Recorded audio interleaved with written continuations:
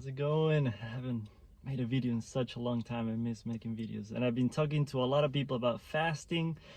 I've been getting back into longer fast and more frequent fasting. So I wanted to share my experience, also to ask you questions and learn from you, because there's so much to learn when it comes to intermittent fasting, dry fasting, all kinds of things. So I would love to get your feedback and thoughts on some of the things that I want to share.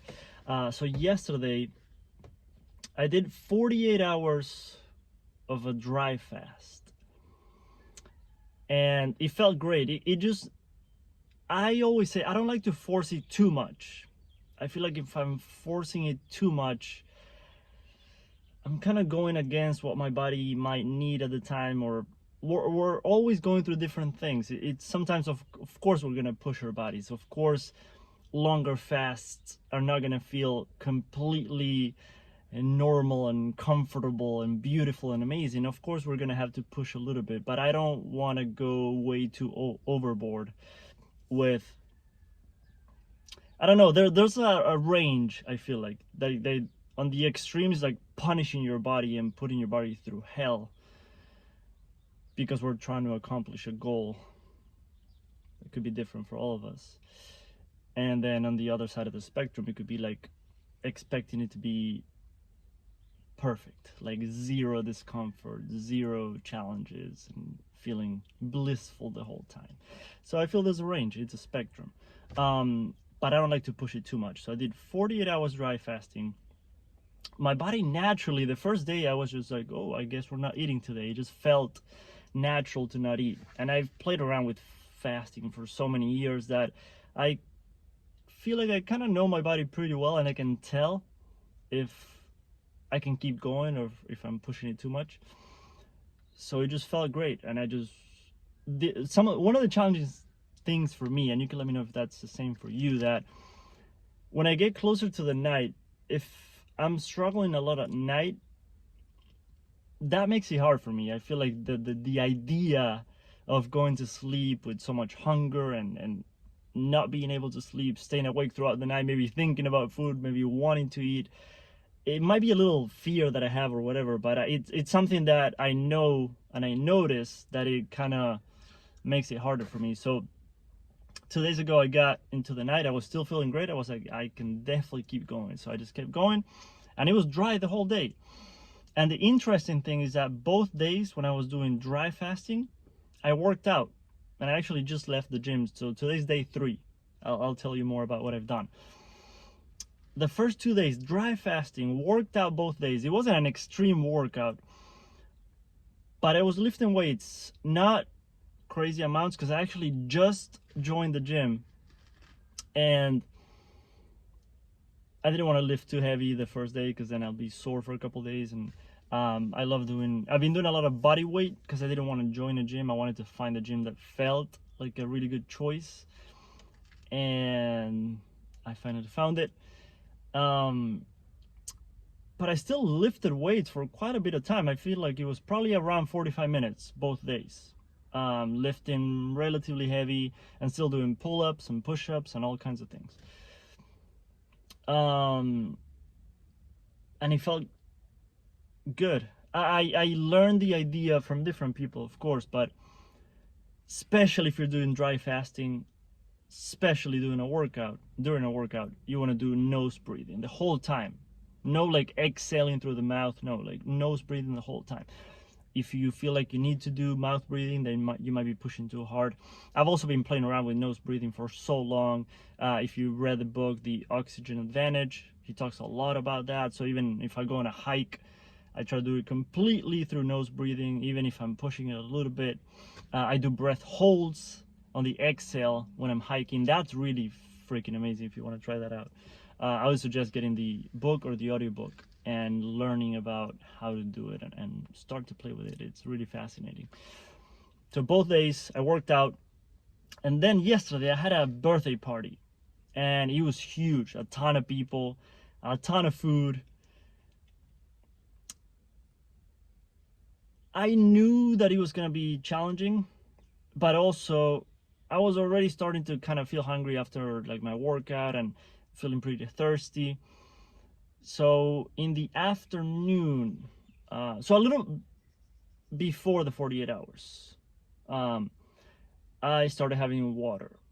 And my friend who has a ton of experience with fasting and dry fasting, she suggested not to do sparkling water, but I had already bought it because it does help me to extend the fasts. And I've heard different points of view on sparkling water, of course. And I just wanted to see, okay, I already bought it, I have it, I enjoy drinking it. So I'm just gonna see how my body responds to this water after a 48-hour dry fast. So I had quite a bit, like throughout a few hours, quite a bit of, well, actually at the party I also had sparkling water. Quite a bit of that. It felt okay. I did notice that maybe it wasn't the ideal type of water. She suggested that I break it with distilled water. Some people are more of the idea of spring water or any other kind of like filtered reverse osmosis or whatever. We all have, everyone has different ideas on water, so just kind of follow your intuition, pay attention to how your body responds to things. Just, you can bless the water, you can do all kinds of things that you want to do, you can use like crystals, whatever resonates with you. But there's even scientific studies about blessing the water and how that can affect the water in a beautiful way. So you might want to look into that if you haven't heard of it. But I had the sparkling water for a few hours. Then at the party, like I said, it was like amazing music. There was DJs there, even a ton of people, a ton of food. And I was just gonna see how it played out, but I did have someone actually brought sparkling water, so I was like, okay, perfect, I'll just keep drinking this. I had a little bit of they have a Kangen water, I forget how to pronounce it, Kangen water machine at the house, so I had some of that. Then I got home pretty late, around 11. I was tired, like after 2 days of dry fasting, working out, then a party. I was pretty tired. Then I woke up today. I didn't have much water today, so now I'm actually around, I don't even know, 60 hours fasting. And I did have, right before the gym, so I filled this up with 2 huge like local Maui lemons, so local organic lemons, and then I just filled it up with water. So I've been drinking this. I wanted, same thing, I like to experiment. People tell you, oh, if it's lemon water, you're not technically fasting, you're not in ketosis anymore, whatever. Like there's a little bit of calories, there's a little bit of maybe carbohydrates or sugar or whatever. I just like to play around. Like I'm not that strict. I love playing with things and just seeing how my body responds. Whenever I do lemon water, my body seems to do really well with it. So I was like, okay, what if before breaking my fast, I am thinking of breaking my fast today, what if I just have a ton of lemon water, see how my body responds. I had already bought, I think it was at the farmer's market, I bought like some huge lemons,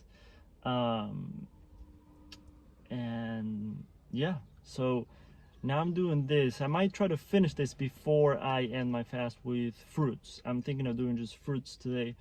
But I wanted to, one of the main questions that I wanted to ask you is that if you've played around with dry fasting, have you also worked out during a dry fast? Because here's my thing, I want to make this a lifestyle where it doesn't mean that once a month, once a quarter, once every 6 months, once a year, I do an extremely long fast where I'm just in my bed all day.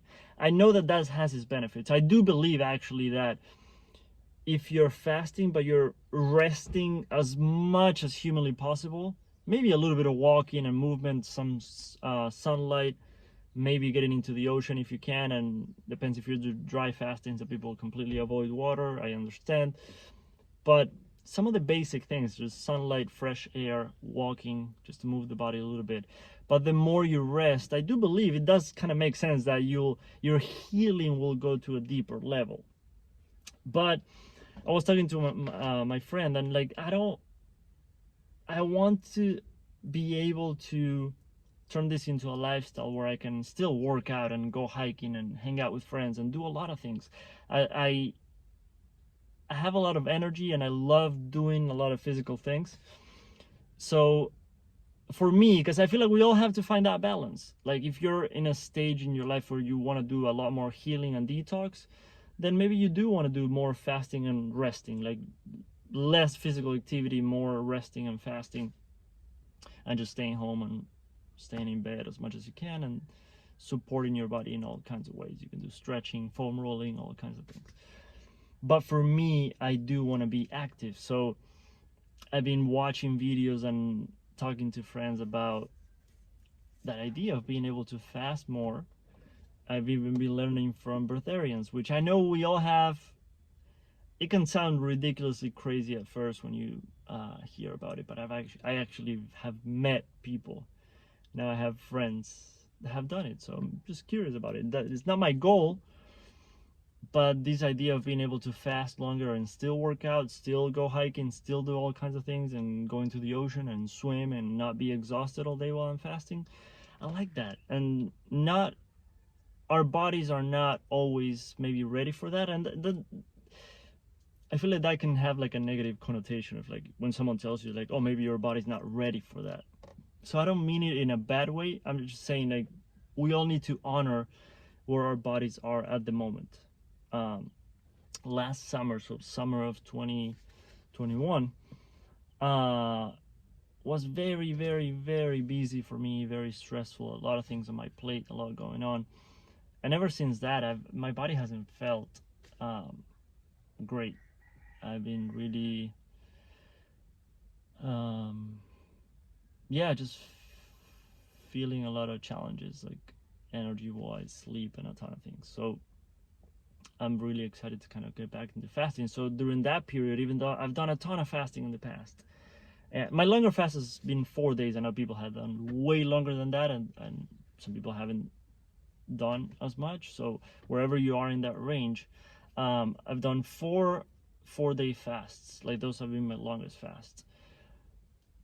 But for quite a while, I haven't done any long fasting because I knew my body just wasn't ready for it. It wasn't at a place where I could do a fast like that, and especially with so much work and so much stuff going on. So I was doing the best to honor my body during that time. And now recently when I posted on Instagram, I think I did a 36-hour fast or a 48-hour fast. Then I had a 3-hour eating window, and then I fasted for another 36 hours. And that was the first fast I've done in quite a bit of time. I can't remember. I don't keep track of when I fast, how long I fast, but so it felt so nice to get back into fasting, and it felt pretty natural. Like I wasn't forcing my body like crazy. Same thing like 2 days ago. We were actually thinking with one of my friends, we're gonna do the grape, what's it called? I don't know, detox healing thing from the book The Grape Cure.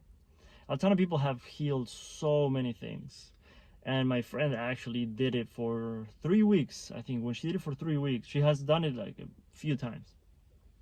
One of the times she did it for 3 weeks, when she ended that, she had all kinds of parasites coming out of her body, and it was crazy. So she did notice amazing improvements with that. And I've tried it in the past, but I think I was only able to kind of do like a day or two. It was pretty intense for me. So maybe at the time I wasn't ready. So we were looking for grapes here, organic grapes here in Maui. We couldn't find them, so I guess it's not time for it. We're gonna see. We're gonna play with other ideas. But I was wondering about another question that I had is like, how do you typically break your fasts? Because I love the idea of lemon water even if you're gonna have some gentle, like a little bit of fruit or a little bit of a smoothie or a juice, like a fruit or vegetable juice or something. For whatever reason, like I like this idea of having some. This is a lot, I know, this is a huge amount, but even if you had a tiny bit of lemon water to get your body ready for digestion before you have something else. But I really want to hear about ideas or things that you've done in the past that have worked well for you for ending a fast. And then I don't even remember what else I should have taken notes. I don't even know what else I wanted to say. But if you have any experience with fasting and working out, I would love like longer fast. Another guy that I met about a month ago, he has done quite a bit of fasting. Nothing crazy though, but he did do an 8-day fast, which that's intense. Like that's quite a bit of fasting. And he said he was pretty active throughout the fast. Like he was playing basketball, and he didn't say working out, but he was like playing basketball, and I think doing like light things in terms of working out. So that's kind of like my goal. Like that's what I would like for me, for my life, to still be able to be active. And I love the idea of at some point even going to, I love those centers that they have all over the world in like Costa Rica and stuff. They have centers where you go and just, you can fast for like 21 days with a group of people. They're all fasting, and then you have a teacher like teaching you. I forget his name. He's on YouTube, a big guy on YouTube. And I know some people don't like his approach, some people do, and there's some people in the middle. But learning from someone who has taken people through fasting for so many years, I love that idea. So at some point in my life, I think I would like to actually experience a long fast with a lot of rest, and being like disconnected from social media, technology, and yeah, my phone and everything, and just completely kind of checking out. I like that. I feel like it could be a very useful experience for so many of us in so many different ways.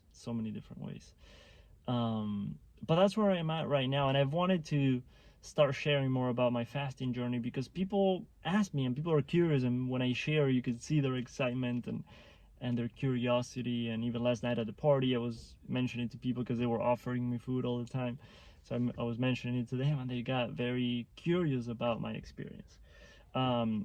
So I know that I've learned a ton about fasting through other videos, through other people on YouTube. So hopefully me sharing a little bit more about my experience can help someone. So if it was helpful, let me know. Maybe at least a little thumbs up. My channel doesn't reach a lot of people, so anything helps to spread the message. So a little thumbs up or a comment below letting me know about your experience. I would love to hear. I don't always get to respond to every single comment, but I love hearing about people's experiences. That's where I feel like we can get the most value. Like a book is incredible, even a podcast, even videos on YouTube, someone teaching you something. But I am incredibly curious about people's experiences, because we're all at different places in our journey. We all have different bodies, different lifestyles, different everything. So hearing about other people's experiences, I believe can be one of the most beneficial ways to learn and to navigate this journey. So I really hope that helps. Let me know below. Have an amazing day. I might be sharing a lot more about fasting, so if you want to subscribe to my channel, I forget where that is, I would love to have you join our tribe. So have a beautiful day.